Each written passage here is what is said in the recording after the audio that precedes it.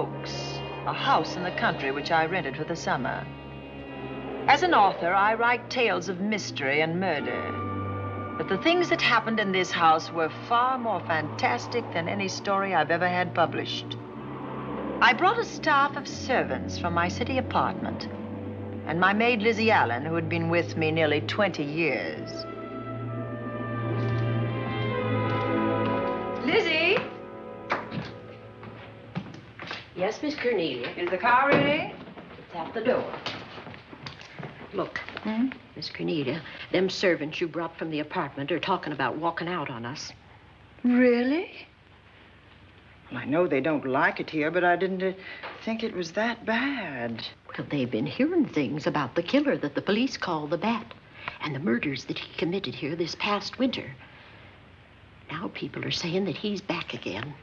Well, how can they be sure of that? Has he committed another crime? No, not yet, but that ain't saying that he won't. Here's something else. You've heard about the bats they have here. Animal bats, the kind that fly. Yes, yes. Look what it says in this magazine. This is a report from the State Health Department, and it says some of them bats is rabid. Well... And that ain't all. Now there's a rumor going around that it was the bat himself, the killer, I mean, that released the rabid bats in this neighborhood. Oh, that's ridiculous. Well, the housekeeper, the cook, the butler, and the upstairs maid don't think so. Well, I can't help what they think. If hysterical nonsense like that can scare them out of their good jobs, it's their loss, not mine. Come on, Lizzie, I've got to get to the bank.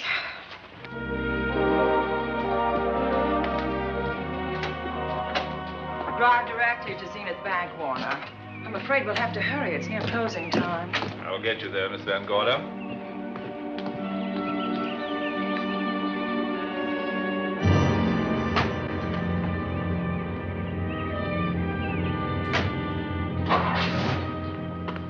Thanks again. Miss Van Gorder. How do you do, Mr. Barry? How are you? I'm very well, thank you. You remember Lizzie Allen? Of course. Hello, Miss Allen. How do you do? So you're spending the summer with us again? Yes, yes. I've leased the Oaks, the home of your bank president, John Fleming. I heard you had. I was surprised. Why? Is there something the matter with it? No. I was surprised because Mr. Fleming said he would never rent it. Oh? Well, I rented it from his nephew, Mark Fleming, who has the real estate office here. He said his uncle would be gone the entire summer. Well, that's right. Mr. Fleming's in the North Woods now with his physician, Dr. Wells. Oh, pardon me.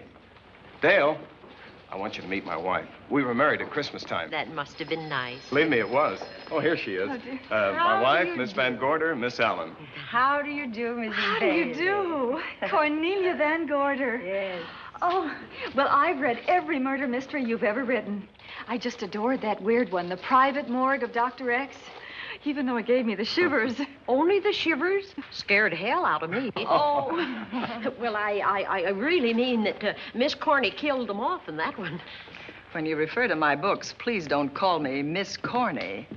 Pardon me, Mr. Bailey. Mr. Hines is here to see you. Oh, yes. Excuse me, please.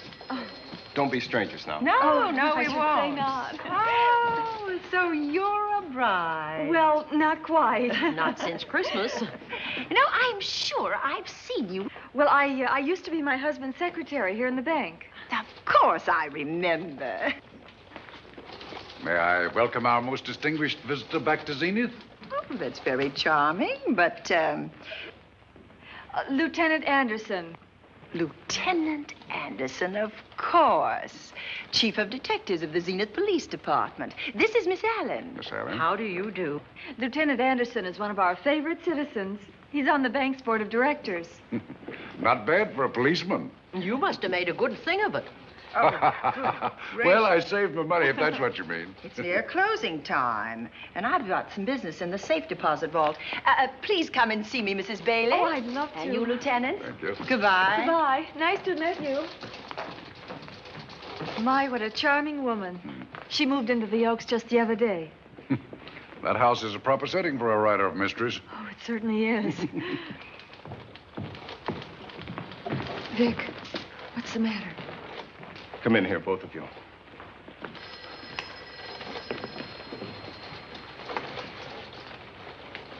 Andy, we're in trouble. Wendell Hines came in to pick up $350,000 worth of bonds that we were holding as collateral for a loan. They were kept in our special vault. Mr. Fleming and I are the only officers of the bank who have access to that vault. So?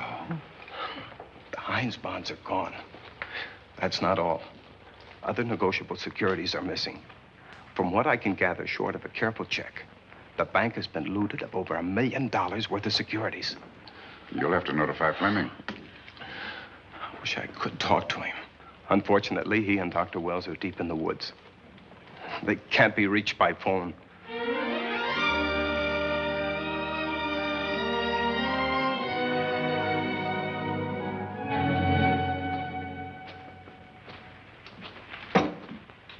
What is it?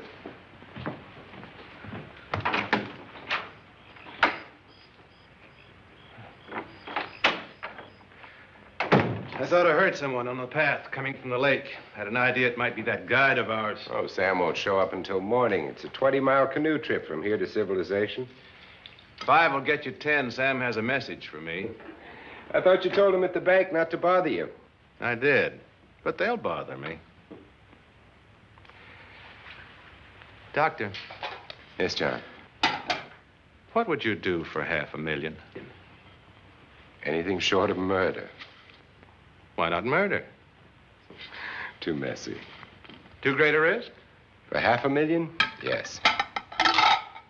I pinched $1 million from the bank. Well, I'm not kidding. I embezzled it. Not that I think you wouldn't do it if you thought you could get away with it. I got away with it. I'm not talking about currency.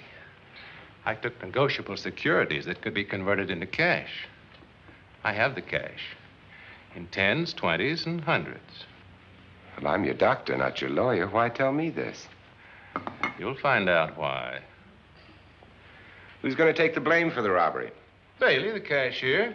They'll never suspect me.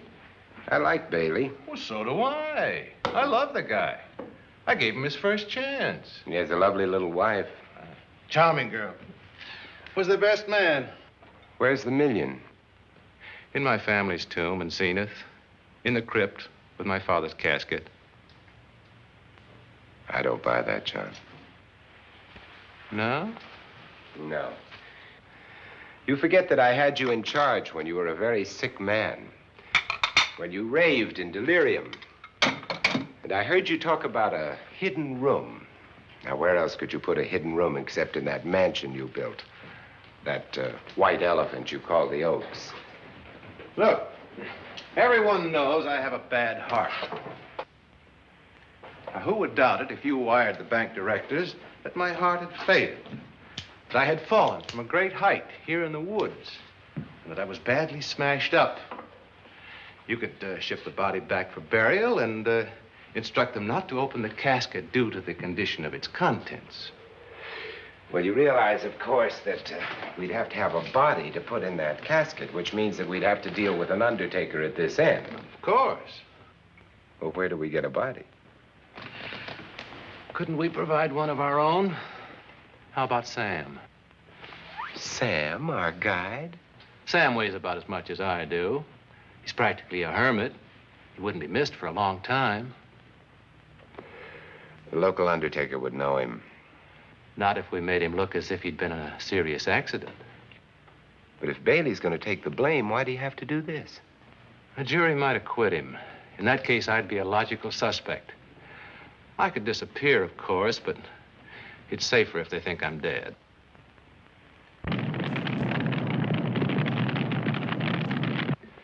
What if I don't go for this deal? In that case, it would be too bad. You mean you'd kill me? What else could I do? Now that I've told you about the $1 million, I'd say you were shot in a hunting accident. Now, look, Doctor, if you can find another body instead of Sam's, it's all right with me. There's $500,000 in it for you. I'll do my best. I smell smoke. So do I. What's that noise? Look, Doctor, the woods are on fire. coming this way. We've got to get out of here. Out the back way. We will. As soon as I provide that body we were talking about.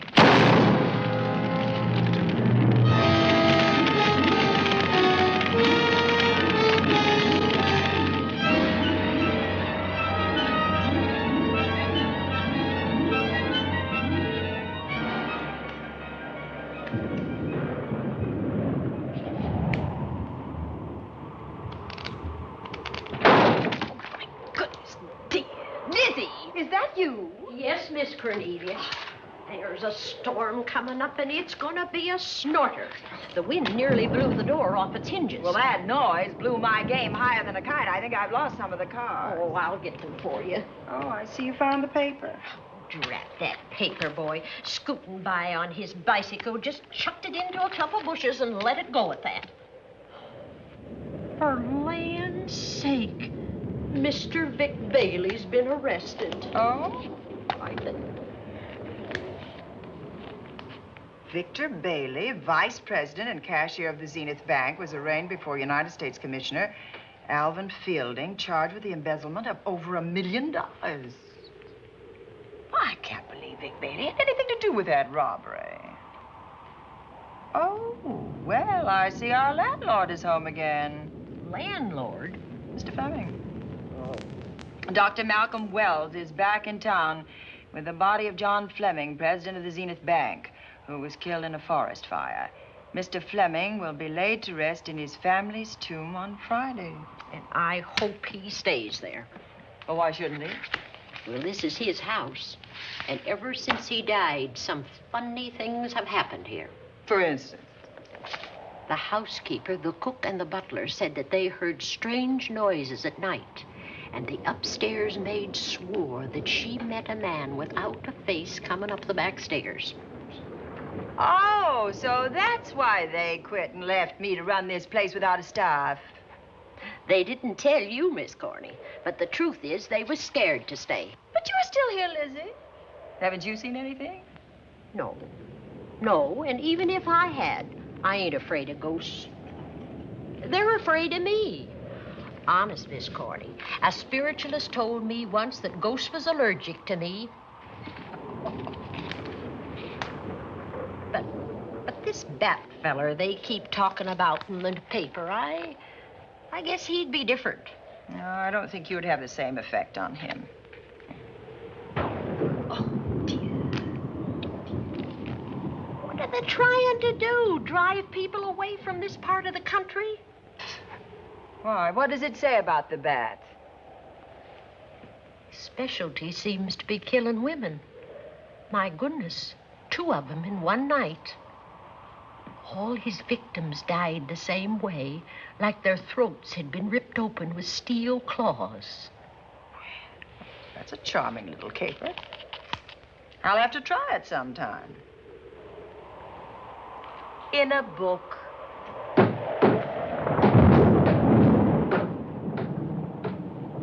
That ain't nothing, just something bumping against the house.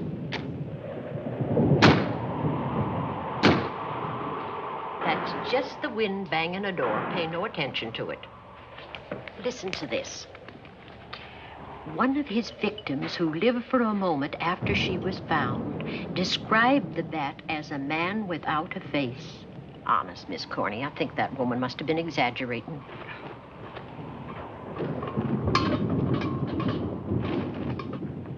That's just that heavy tapestry at the top of the stairs. I know. I've heard it before on a windy night. That sounds as if there was someone on the stairs. I know there isn't. At least there shouldn't be. There ain't. Them's just the noises you hear in any old house on a windy night. It says here that the bat never leaves no fingerprints. That's understandable. Having no face, he probably has no fingers either. Lizzie!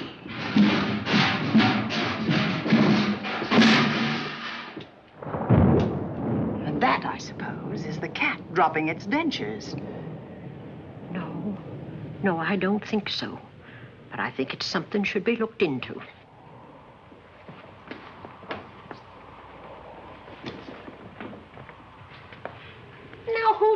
him down here. The wind, I hope. There must be a window open up there.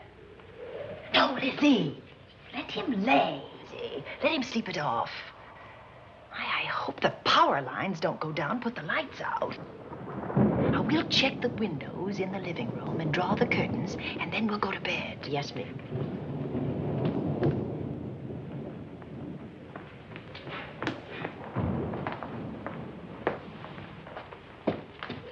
I won't be a minute.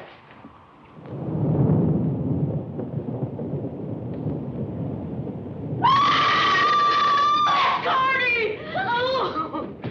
What is that? Oh, when I went to get the tape, I turned the latch off. I forgot to turn it on again. He's out there. He was coming in. He might have got you. Oh, but he didn't, and he's still out there, thanks to you. Now, you hurry now, and we'll call the police. No, I won't leave you, Miss Coney. Are you okay? Yes, ma'am, I'm okay. Okay.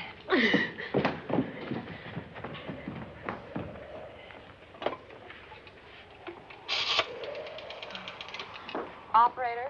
Give me the police department, please. Zenith Police Department. This is Cornelia Van Gorder. I'm living at the Oaks. We know about that, Miss Van Gorder. Just a moment ago, a man tried to force his way into this house. You're not alone there, are you? What about your servants? Well, I have none except my chauffeur, and he's away. He won't be back until the morning. Now, there's only 2 of us here tonight, and we're going to lock ourselves in my room. Now, if any of your men see anything, will you have them call me? I'll send officers over there right away. Oh, thank you very much.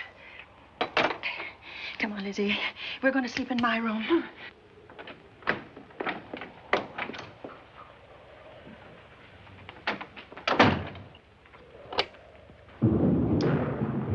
Well, nothing can get at us in this room now, I think. This door seems good and solid. Like the door to a tomb.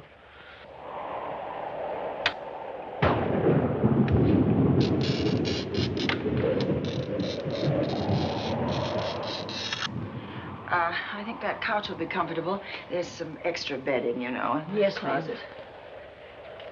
Let's see now.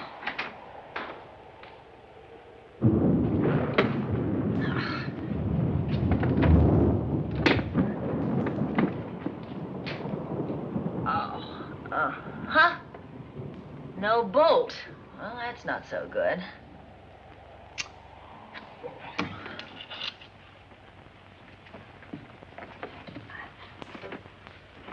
What's that for? That, my good woman, is a booby trap. If anybody tries to open this transom, this will be knocked off, and we'll hear it fall.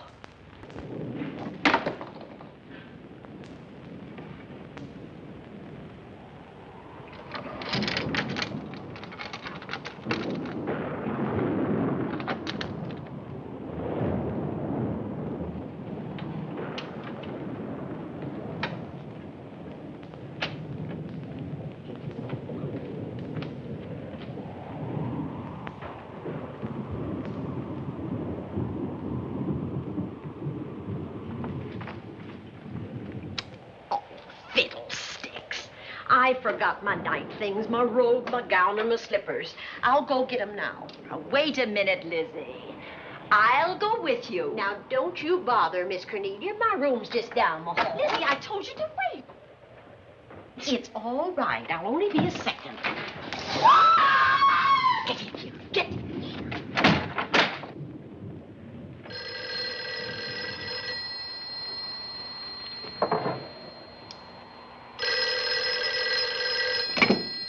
Yes? Miss Van Gorder? Yes? Zenith Police Department. There's a police car just outside your house, and the officers in it have reported that there's no sign of a prowler anywhere on the grounds. Oh, the man's inside now. He's in the hall, just outside my bedroom. Have your men break through the kitchen door and search this place from top to bottom. Okay, Miss Van Gorder. Sit tight. I will. I have a gun, and I know how to use it.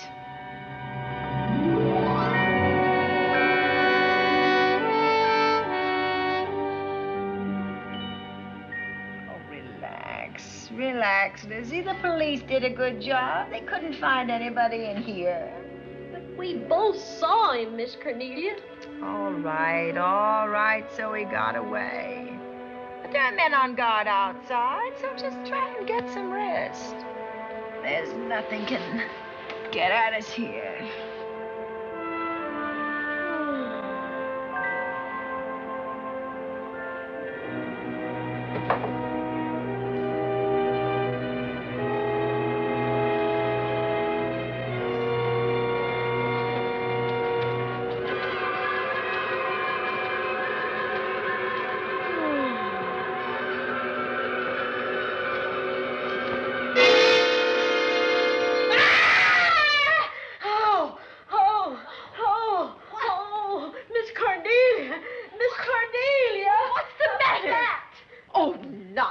You've had a nightmare. Maybe I did. But there was a bat in it, and it bit me. What? And it flew in that closet. Oh, good gracious, Lizzie, you're right. Oh.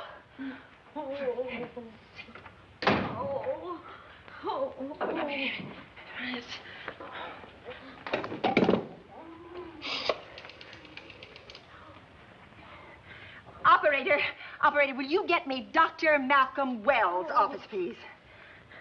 No, I don't know his number, and I have no phone book up here, but this is an emergency. Will you connect me with his office, please? Oh, dear, I'm going to get the rabies. Hello? Hello?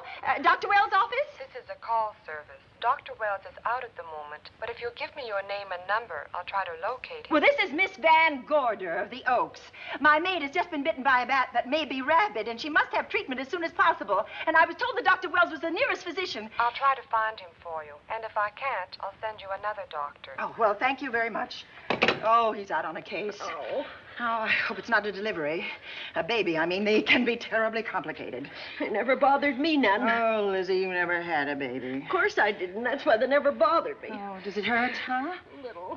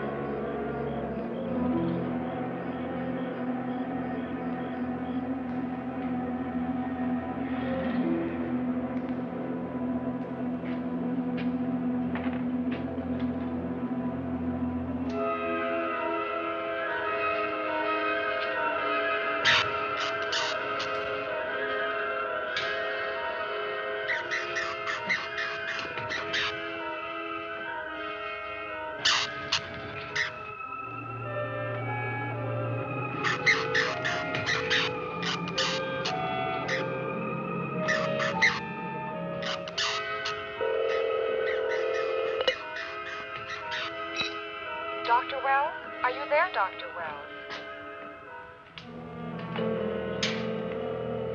Are you there, Dr. Wells? This is the operator. Your call service is on the wire. It's an emergency. This is Dr. Wells. This is your call service, Doctor. Oh, hello. I was just doing an experiment. I left the receiver off. That's what I thought, but I kept trying. Miss Van Gorder at the Oaks called and said that her maid had been bitten by a bat, and she's afraid it might be rabid. What? Oh, all right. Tell her I'll be right over there.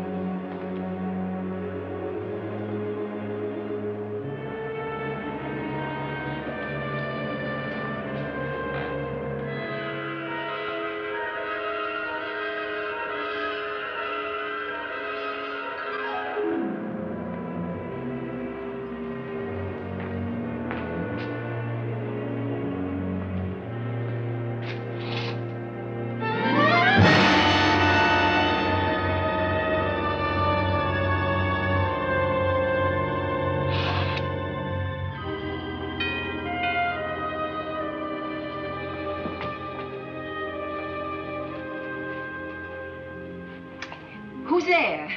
Dr. Wells. Come in. Good evening. Oh, I'm so glad they found you, Doctor. Well, I reached my office shortly after you called. How is your maid? Is she in any pain? No, she doesn't seem to be. Did the bat get away?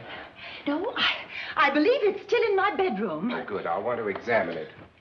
There you go, Miss Allen. Now you feel better? Doctor, have I got the rabies? Well, I can tell you better after I've examined the bat's brain under a microscope. That thing's got a brain? Oh, you'd be surprised. Where is it? I think the little darling is in that closet. Oh. You know, it's a pity you leased this house, Miss Van Gorder. Why a pity? Well, my dear lady, I don't want to alarm you, but... Oh, well, after tonight, nothing can alarm me. Yes, I understand. It must have been terrifying. So many unexplainable things have happened here. There's something about the place. Your servants must have sensed it when they walked out on you. An apprehension of disaster. Well, let's see. Aha! Yes. There he is. All right, now, take it easy. Nobody's going to hurt you. Quiet now. Quiet.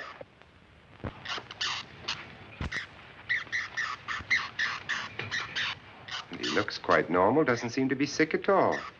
Oh, ain't that nice? I've been worried about him. Well, you should be. From his appearance, I'd say that he doesn't have any infection.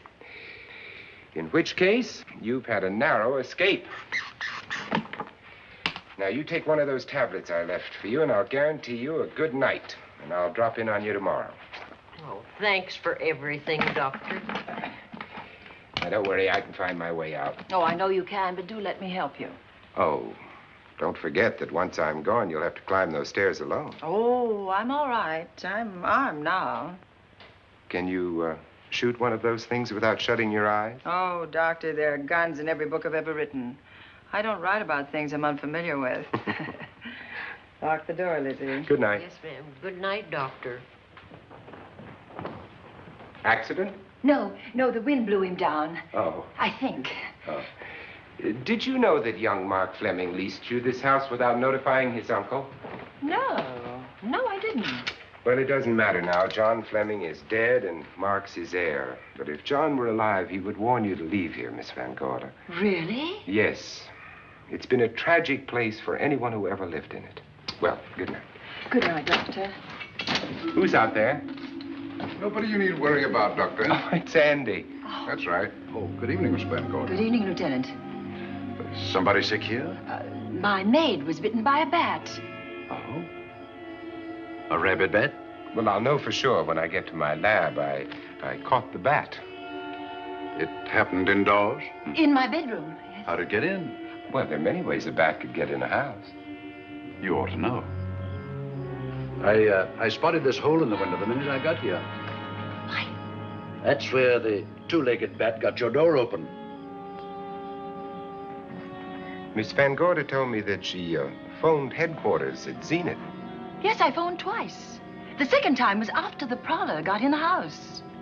Weren't headquarters, Andy? No, but they contacted me. An officer came and searched the house from top to bottom, but they couldn't find the bat. You better have this window fixed tomorrow. Oh, yes, I certainly shall. Yes, and I'd better be going. I'm due in surgery at 8 o'clock in the morning. Good night. Good night, Doctor. There'll be a man patrolling the grounds all night, Miss Van Oh, Gorder. thank you. And nobody inside, Andy? Why should there be? Well, how do you know but what the bat is hiding somewhere in the house? I'm quite sure he isn't in the house, Doctor. Not now. Good night. Good night.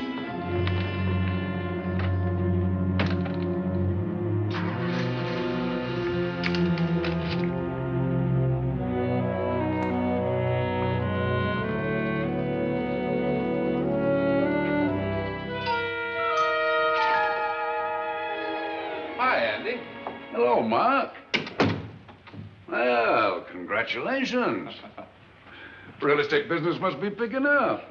New office, new furniture. New deal. How do you like it? It looks expensive. Are you squandering your inheritance? Oh, I haven't got it yet. Well, the paper says John Fleming left his entire fortune to you. Funny thing about that entire fortune is that we can't find it. No kidding. Oh, all Uncle John had in his bank account was a couple of $100. And his safe deposit box was empty.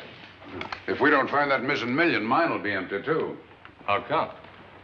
Well, all my savings were invested in Zenith Bank stock.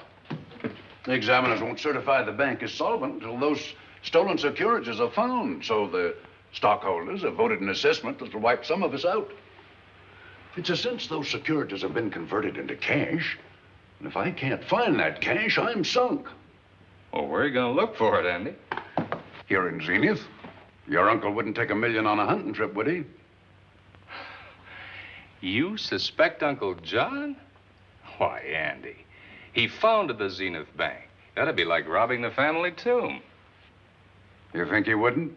Well, besides, Vic Bailey's fingerprints are all over the vault. Now, they didn't find any of Uncle John's fingerprints. Because he wiped them off. Can the defense prove that? They'll try to. Judy Hollander, Bailey's secretary, is a defense witness.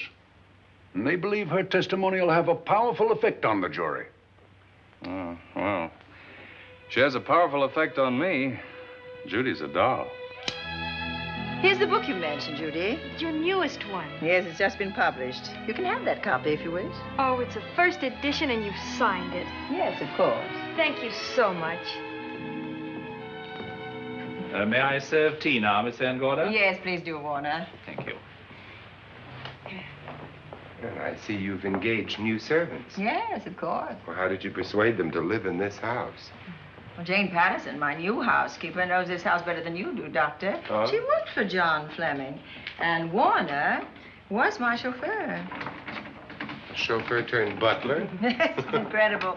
He can play any part at a moment's notice. Did you get a plumber, Warner? No, we can't get a plumber for 3 days, madam.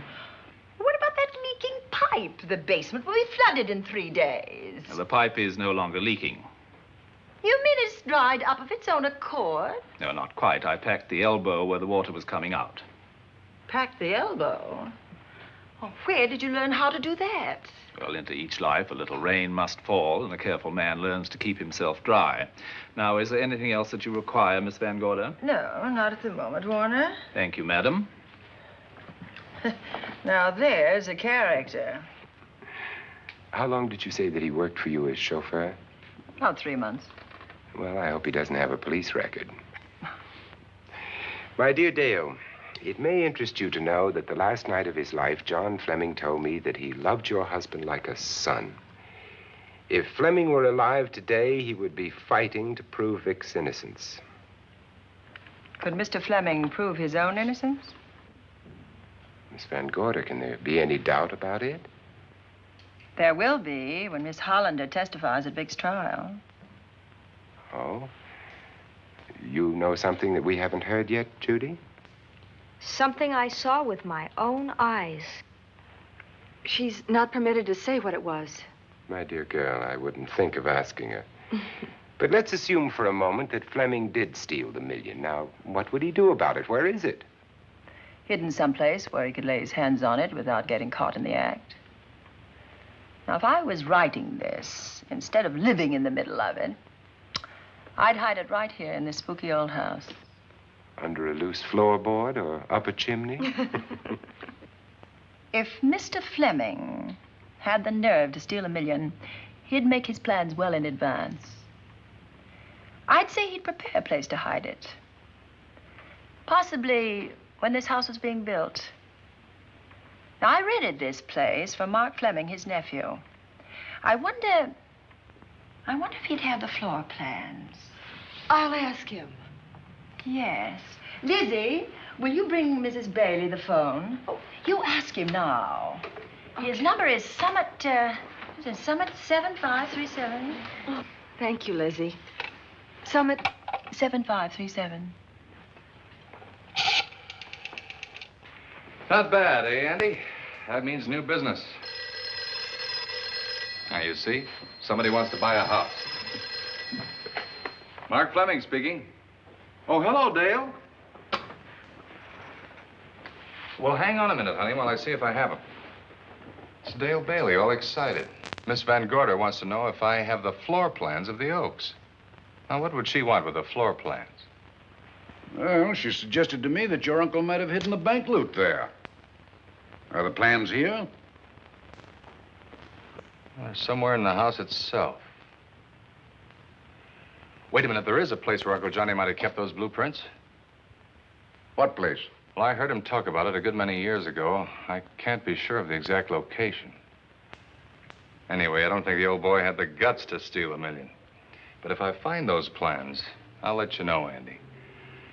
Hello, Dale. Look, honey, I haven't seen those plans since I was a kid, but I'll come over tonight and maybe we can find them. Thank you, Mark. We'll expect you. He seems to think they're here in the house somewhere. He's coming over tonight. Well, that's good. Dale and Judy are my house guests for the weekend. Would you like to have dinner with us tonight? Oh, no, thank you. I couldn't. I still have a few calls to make. You know, if Judy's testimony is going to clear Vic Bailey and implicate John Fleming, others may get the idea that there's buried treasure in this house. Don't even mention your testimony until you're actually on the stand. Oh, I won't. That's a smart girl, Judy, and a very lovely girl. Well, good afternoon, ladies. Goodbye, Doctor. Dr. Wilbur. Come on, girls, let's go.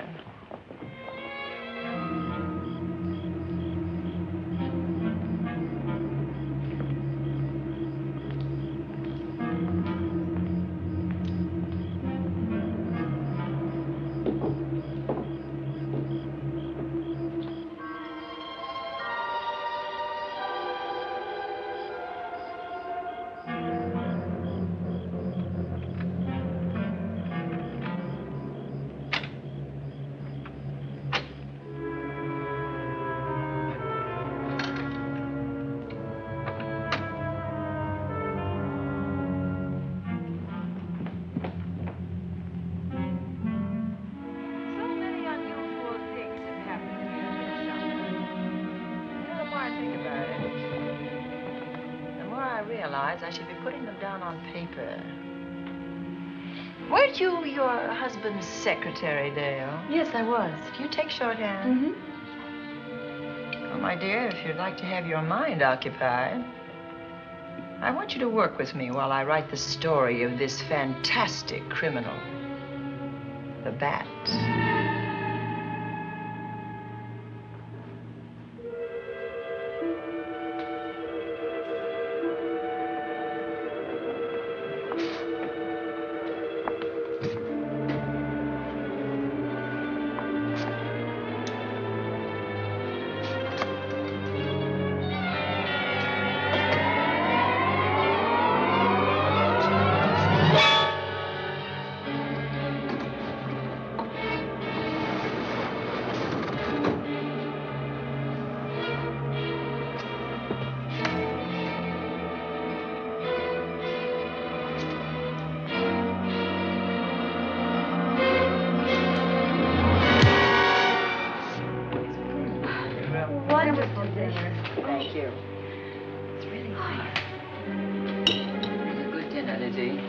Wonderful. Oh, what a lovely piece of silver. It's an original, isn't it? Yes, they still use them in England for birthday breakfasts. Some hot water in the bottom. Should keep us hot, your sausages and your scrambled eggs. Interesting. It's very useful. Really nice.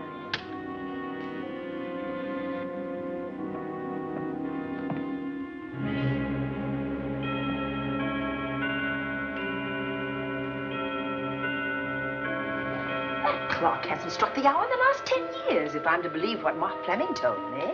Why is it angled away from the wall like that? I don't know. Somebody must have moved it. Lizzie, very likely when she was dusting. Wait a minute. Did you know there's a door in this paneling? No, I didn't. Oh, my gracious, so there is. Maybe it opens to a secret passage. Well, certainly to a secret something. Who knows, girls? We'll be about to stumble on that missing million. Oh, this is... Oh. There's a panel. There must be some gimmick to it. There always is. Yes, it moves. It moves. It moves. Oh.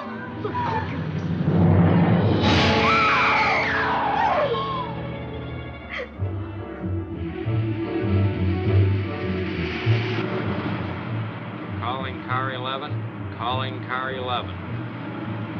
Proceed to the Oaks in Zenith Township immediately. A homicide has been reported. Okay. Proceeding to the Oaks. Notify the county coroner, Dr. Wells. Tell him to come to the Oaks at once.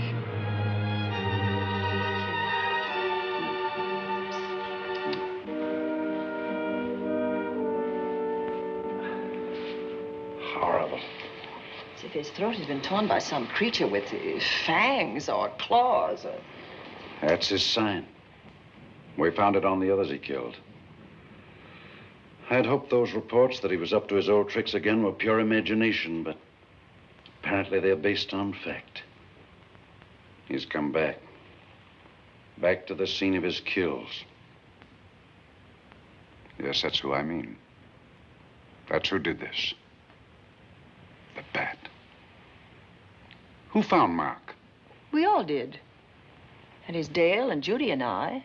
Lizzie was in the dining room. This is my new housekeeper, Jane Patterson. You know, she worked for John Fleming. I know her.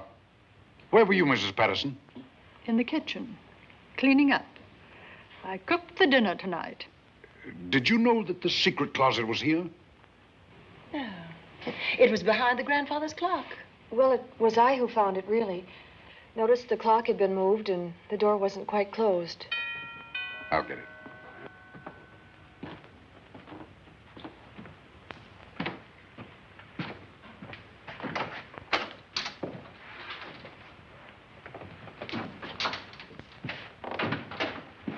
Who is it?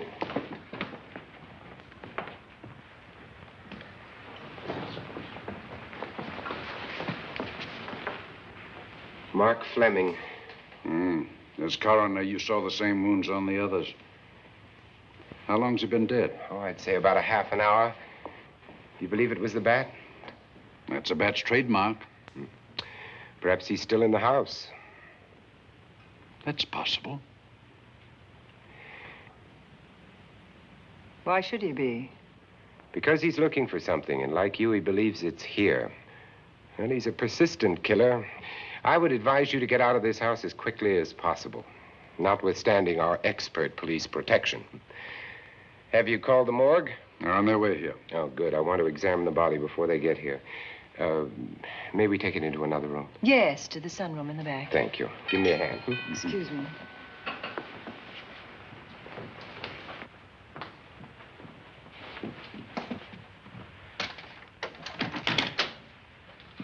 Oh, Warner, where have you been? Well, madam, has been an accident? There's been a murder. Mark Fleming, the young man from whom I leased this place, was killed here tonight. They know who did it? Well, they believe it was the bat. I'm sorry I had to use the front door, Miss Van Gorder, but I forgot my keys, and when I rang the bell at the kitchen door, there was no response. Oh, this is Warner, Lieutenant. He's my butler. He was my chauffeur. Why'd you promote him? Well, it's very difficult to find a butler. They don't like service in the country. Have you been a butler before? I've served in many capacities, sir, but this was my night off, and I forgot my keys. I heard that part. What time did you leave the house tonight? Oh, about 6:30. I had dinner at Wiley's Roadhouse. Can you prove where you spent the rest of the evening? I can try. Try hard. And don't leave the house. I'll get to you later. Very good, sir. I shall be in my room, Miss Van Gorder, if you need me. Yes, Warner. Surely you don't think he's... Warren and I have met before. I can't recall where or when, but I will.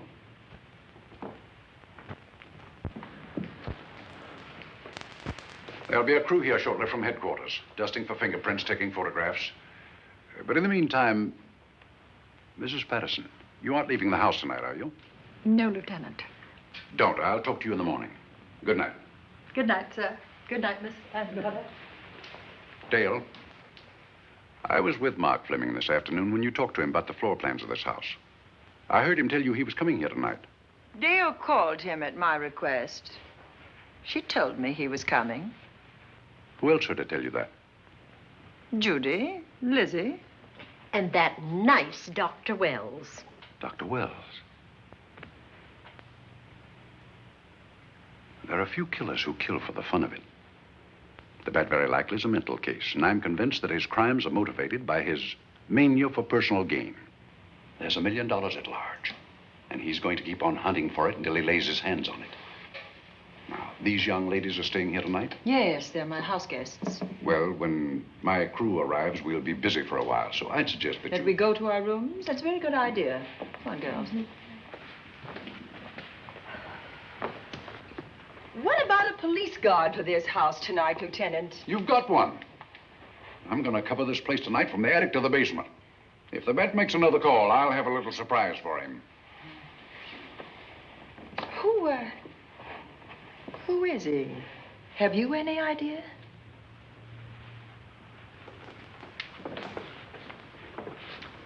He could be anybody. So far, there are clues to his identity, but nothing we could take before a jury. I'm afraid we must look higher than the criminal world.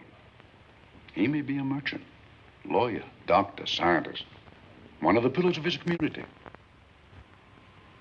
Ladies, lock your doors tonight. Stay behind them. I promise you you'll be safe. Good night. Good night, Lieutenant. Good night.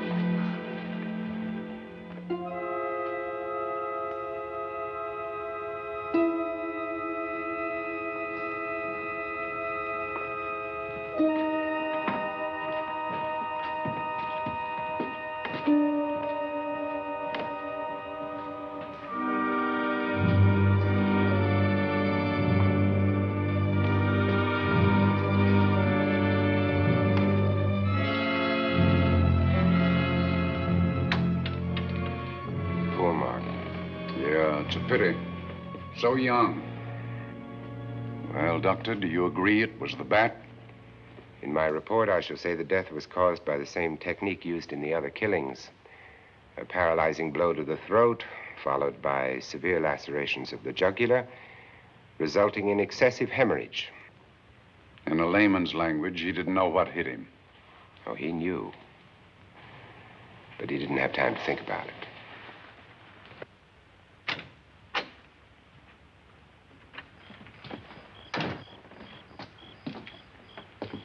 Staying here tonight, Andy? Well, until I check the doors and windows, but I'll be back bright and early in the morning. Neither snow, nor rain, nor heat, nor gloom of night stays these couriers from the swift completion of their appointed rounds. A lot of people are due for a shock when I close this case. Yes, I'm sure they are. Good night, Andy. Don't get hurt. Good night, Doctor.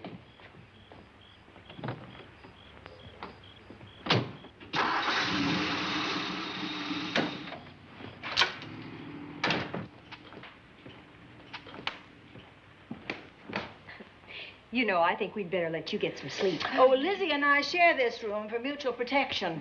You know, one night, a storm blew the wires down, put the lights out, and I went out the next day and bought a half a dozen of these things. You better take one with you, Dale. Oh, thank you. We'll go across the hall now. Are you sure there's nothing else you need? Oh, no. Quite sure. We'll be all right. Well, if anything bothers you, you just sing out, and 2 strong women will come to your rescue. Oh, nothing will bother us. Not with Andy on the job. No. Well, good night. Good night, Miss Van Gorder. See you in the Don't worry, everything will be all right. We won't. Good night. Good night.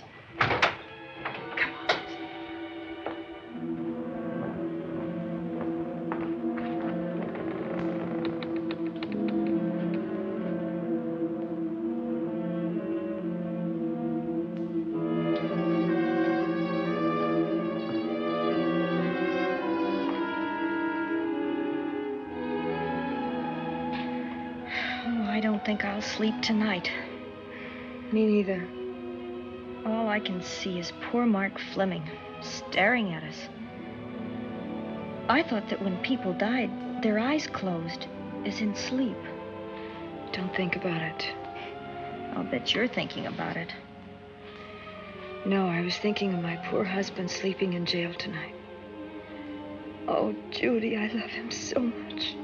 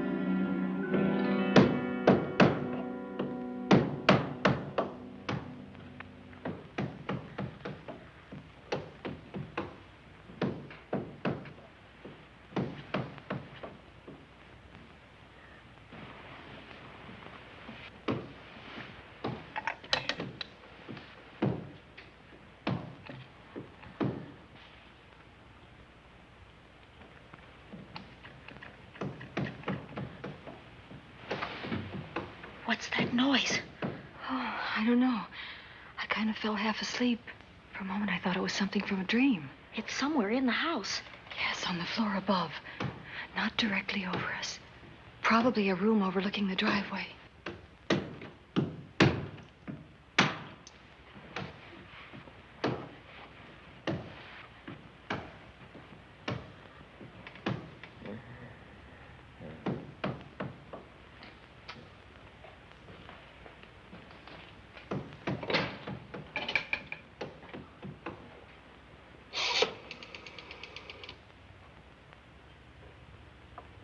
Should we call Miss Van Gorder? She'll hear it. How can she help but hear it? Oh, besides, we don't want her to think we're a couple of hysterical women. Oh, I'm about to become one. Oh, I dear. had it for one night. Dale, you're not going out in that hall. I want to know what's happening up there. But Lieutenant Anderson said if we stayed behind our locked doors, we'd be safe. Vic isn't safe locked up in that jail. Oh, but... Suppose that stolen money is in this house. Mark Fleming seemed to think it was. Maybe that's what somebody's looking for. Oh, for heaven's sake, don't you hear that awful noise up there? Now, Lizzie, you've just got to stay awake. The house phone and the outside phone wires have been cut, and we can't get help. Where's that policeman? Oh, I don't know. Something must have happened to him. Now, go on, get on your robe. Oh, Dale, please don't go up there. I've got to. Think what it could mean to Vic. Now, you stay here. Oh, no. If you go, I go.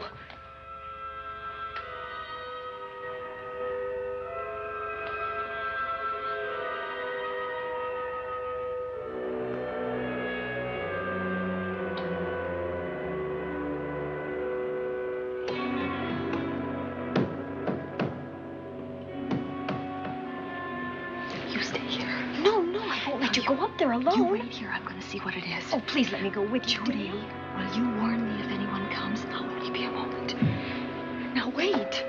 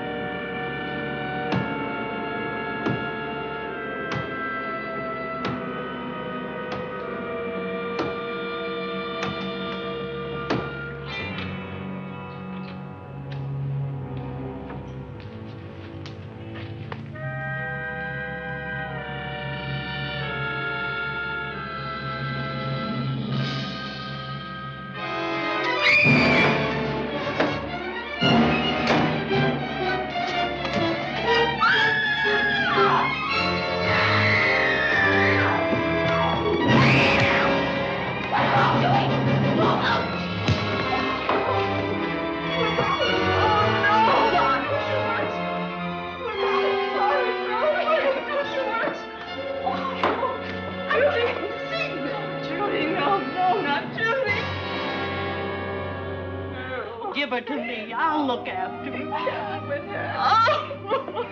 Poor baby.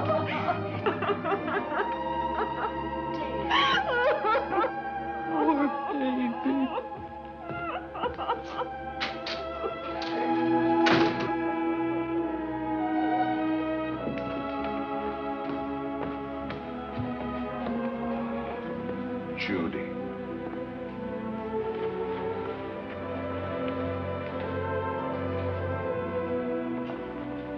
The bat. Yes, the bat. He caught her at the head of the stairs. We saw him rushing down the stairs as we came out of the room. I hurled that after him. I hit him, I believe. I'm going to cover this place from attic to basement, you said. Well, what were you covering when that poor child was murdered? Where were you? I saw a man outside in the grounds. I went out there and hunted him. I heard him in among the trees, and so I followed the sound of him as far as the brook down near the back road. And then I lost him. I'd rather give my own life than have this happen to Judy. But I told you to stay in your rooms and lock your doors and stay there. What was she doing at the head of those stairs? That was my fault. They heard a strange noise. Heavy pounding in one of the rooms on the 3rd floor. We all heard it. I wanted to see what it was. Judy, I wish she wouldn't let me go out by myself. I made her stay on the balcony. What about your new butler? Oh, well, he's in his room, I suppose. Oh, Mrs. Patterson. Oh, yes. Did you know what happened here? No, sir, but I heard the screams. I went to call Warner. We have rooms on the same floor, but he wasn't in his room. His bed hasn't been slept in. If Mrs. Patterson heard the screams, Warner could certainly hear them. You're quite right, sir. I heard them. Oh, you did? And where were you? Outside in the grounds. Miss Holland has been murdered. No. Oh, so you're surprised. Shocked. Well, I've seen better performances. I remember you now. Your name's not Warner. I've got a circular in my office with your picture on it. The Chicago police not so long ago were hunting for you in connection with the robbery. You're right again, sir. And they found me and they tried me and I proved my innocence and I was acquitted. That could have been a lucky break. Where were you when this child was killed? I told you before, sir. Outside. What were you doing there? I was following you. I saw you leaving the house, and it seemed that you were hunting someone. I thought you might need some help. Oh, yes, sir. I followed your flashlight down through the trees. Then it disappeared. And then suddenly, as I was staring out into the darkness, I was struck by something on the back of the head. The next thing I knew, I was lying on the ground. I realized I'd been knocked out. I wish you had been knocked out. But then we'd have found you with your mask still on your face. You were hit here in this house with this poker as you were rushing down those stairs after that child was killed. Oh, no, sir. You can't pin this on me. I'm not the bat. I've never killed. I couldn't kill. I won't take the rap for this.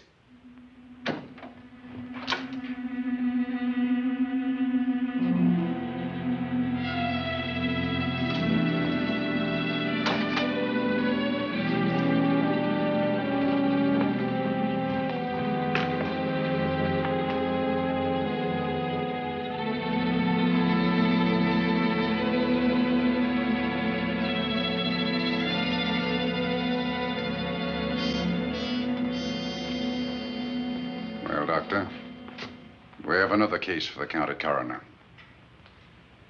You see, the bat came back. Why did you come back, Doctor? Well, I had an accident about a mile down the road. The right rear wheel of my car came off, and I plunged into the ditch. This was the nearest house, so I came here to call for help. I thought I'd find you around, Andy. Physician, heal thyself. You must have been hit by something on the back of your head. I told you I had an accident. So you did, Doctor. So you did. I could be wrong.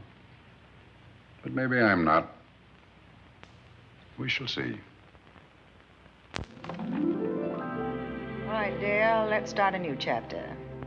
For days, the murders held the headlines. Lieutenant Anderson grilled us and ransacked the house from top to bottom. Warner was not placed under arrest, but his every move was watched. At night, except for a detective on guard in the house, the police and the reporters left us alone. And on one of those nights, without telling Lizzie or anyone else, I pursued a secret investigation of my own.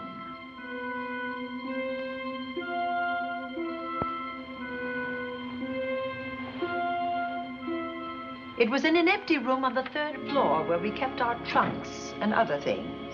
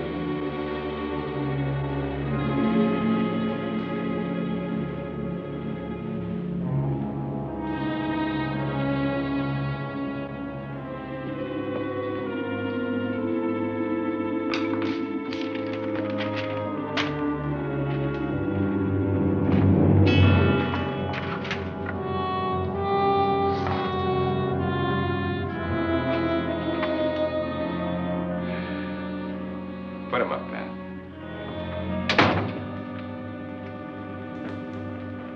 It's a bright idea to kill me in my own lab and let people think that I'm the bat. But you had to kill me first. What was it to be, ambush? And clever as you are, you're not smart enough to do that. Nor were you smart enough to find the money, though you came quite close to it. But I know where it is. And when you're dead with that sign pinned on your chest, I'm going to collect it and live happily ever after. He destroyed himself. How true that will be. Well, goodbye, Bat. Here's a serum that will heal you whether you're rabid or not.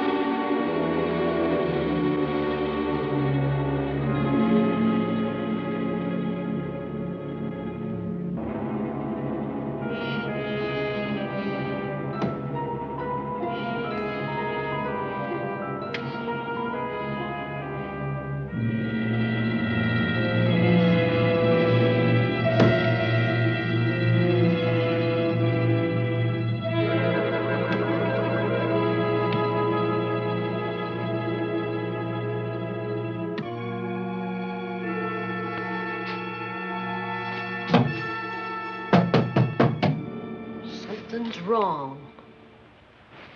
Something's wrong.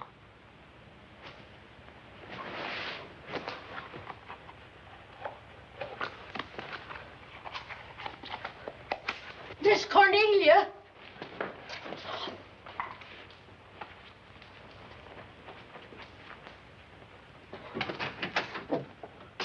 Miss Cornelia.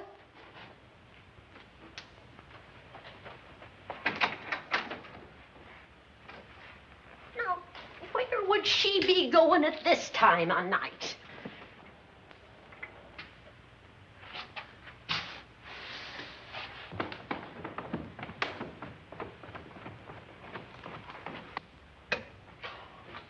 Land's sake.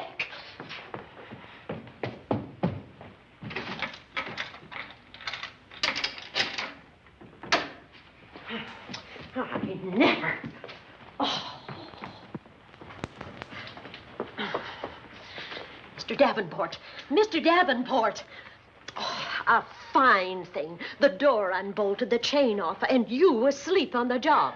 Wait till Lieutenant Anderson hears about this.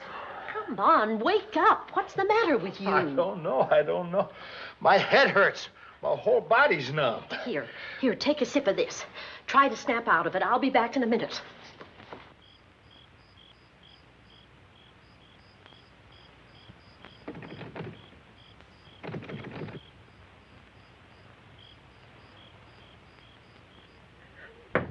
Hurry, will you? It's Lizzie.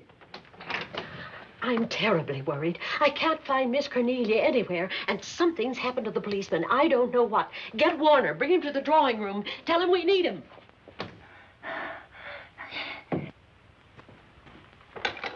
Are you all right now? Yeah, I'll be all right in a minute. I remember now. I took a drink of wine from that decanter there. Miss Van Gorder told me to help myself. She wouldn't put nothing in it? Well, somebody did. Somebody who knew I was on duty here. Then it was somebody that got Miss Van Gorder. I can't find her anywhere. Upstairs, downstairs, or in the basement. I told the housekeeper to get Warner. Lieutenant Anderson will want to know about this. Hello. Yeah, this is Davenport at the Oaks. We've got trouble here. Well, for one thing, I was drugged. Yeah. But I must have been knocked out because the maid tells me Miss Van Gorder is missing. Well, you better call Anderson and let him know. He's not at home. Well, where is he? Out on a case? What case? Dr. Wells. What else did they tell you about it? Oh, hurry, will you? We've got to find Miss Cornelia. Okay. Lieutenant Anderson is out on a case. Dr. Wells was found dead in a room next to his garage, murdered. Dr. Wells? There's something queer about the killing of Wells, but headquarters won't talk about it. Lizzie, Warner isn't in his room. There's no sign of him anywhere. And I was supposed to keep an eye on that guy. Where's Miss Cornelia? That's what I want to know. Wait a minute. Didn't you say that the chain and the bolt were off of the front door? I certainly did. Well, maybe Miss Van Gorder went outside. Oh, she never would. We better look. I can't breathe. There's no air.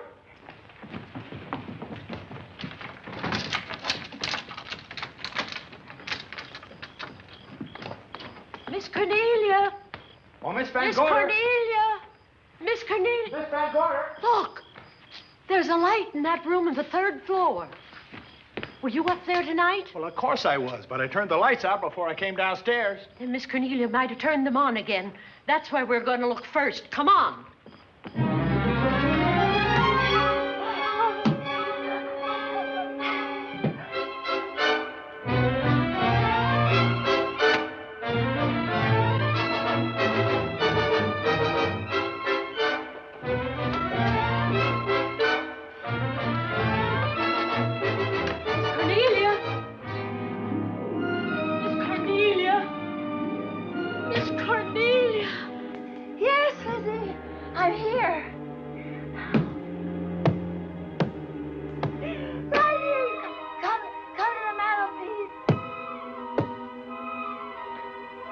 Here we are, Miss Van Gorder. What do we do now?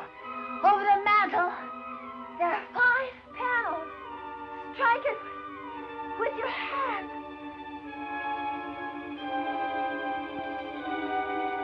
Which panel did you say, Miss Van Gorder? Oh, I can't. I just can't. Miss Van Gorder, which panel? We couldn't hear you.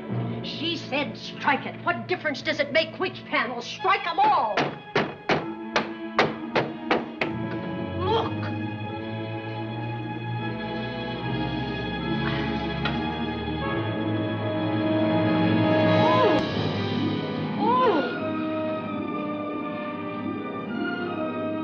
Oh, it's all right now.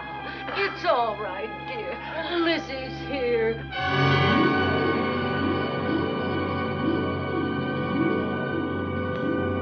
Feeling better? Yes, much better. We'll take you to your room. Oh, no, you won't. I'm going to stay right here. I'm quite all right. Oh, how blessed it is to breathe without an effort. You know, no one knows how sweet the air can taste until someone shuts it off for a moment. That room is just like a box. When the mantelpiece closed, it seemed like all the air was drawn out of it. Look, there it goes again. Let it close. I can open it from in here.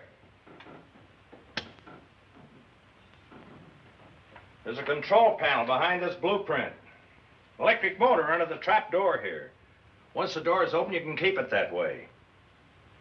I believe that the fireplace in this other room opens the same way. And it does. I tried to find this, but I couldn't find it. Yeah, it's back at this blueprint here. Well, it's quite a setup.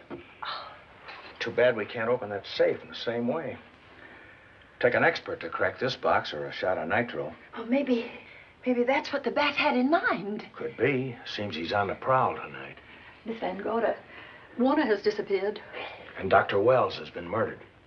Dr. Wells? Lieutenant Anderson's on that case right now. He'll be here any minute.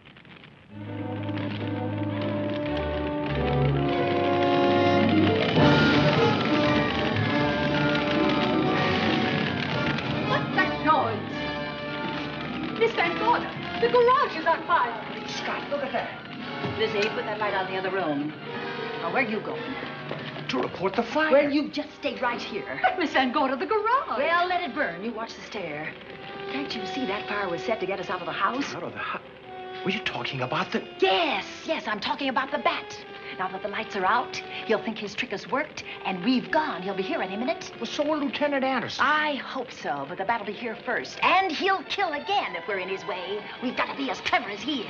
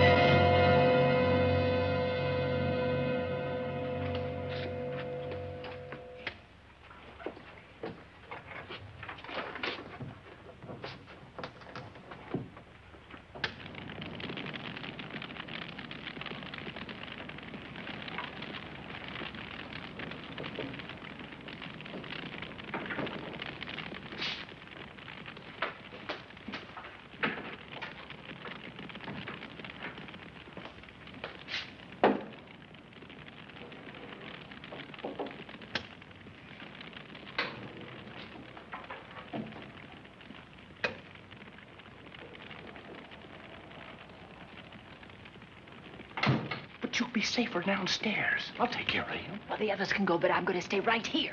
All right, but get out of sight.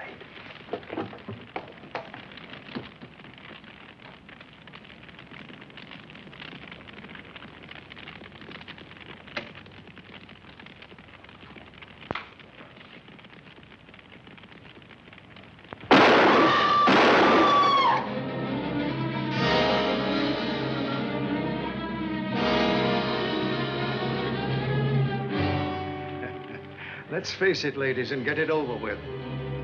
Others have seen my face before they died, but I'll have to deny you that pleasure. This would make a good scene for your book, Miss Van Gorder, but I'm afraid you'll never write it.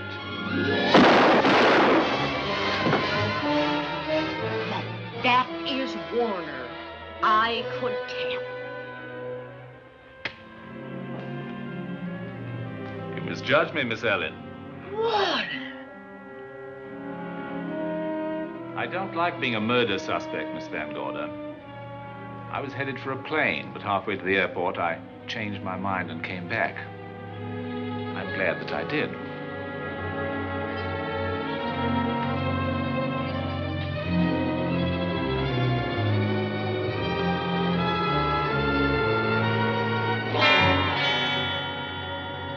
Why, it's Lieutenant Anderson.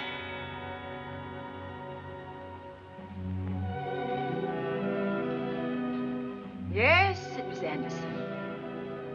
He discovered the secret of the hidden room and was waiting to get into it and open up the safe. We found the money in it, a little over $1 million in tens and twenties and hundreds. Good old Andy.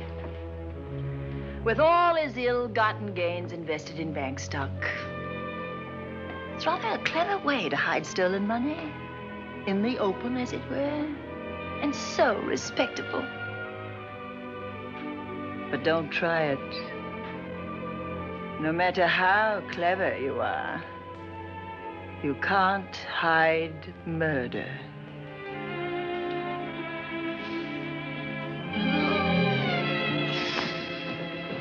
Well, that's it, Dale. That's the end.